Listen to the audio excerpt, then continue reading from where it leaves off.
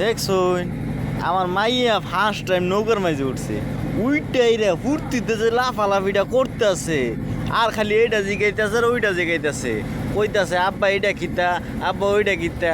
আমি তো ব্যাগটার নাম কইয়া পারি না, কিতা কইতাম। আমার মাইয়া লাফালাফি দেখে আমারও না ছোটোবেলার কথা মনে পড়ে গেছে গা। আমিও যখন আব্বার সাথে ছোটোবেলা নাওর মাঝে উঠতাম না, তখন আমিও ফুর্তিতে এমনি লাফালাফি করতাম আর খালি সাঁতার পারতাম না। তো আব্বা খালি কইতো সাবধানে এক জায়গায় বয়ে থাক। তো আমিও চিন্তা করে আমার মাইয়ার একই কথা কইতেছি, শুনতেছি না আমার মাইয়া খালি লাফালাফি করতেছে, খালি লাফালাফি করতেছে।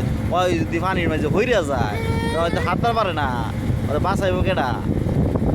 দেখছুন কি খুশি, ওরে বাবা রে বাবা। পড়বাইন তো আম্মা, দেখছুন কথা শোনে না আমার আমার মাইয়া, আমার কথা শুনতেছে না। মানে ফুর্তিতে মনে হয় যে আসমান উঠে গেছে গা। ওরে বাপ রে, দেখুন চারিদিক দিয়ে পানি আর হানি, বুঝছুন। আর আমার মাইয়ারে ফার্স্টটায় নৌকা দিয়ে বাড়ি তুলে যেতেছি। এর আগে কোনো ভাই কোনো সময় না আমার মাইয়ারে নৌকা দিয়ে লয়ে যাই নাই। প্রথমবার আমার মাইয়া নৌকায় উঠছে। হ্যাঁ, আজকে প্রথমবারই তো, এর আগে তার উঠো নাই।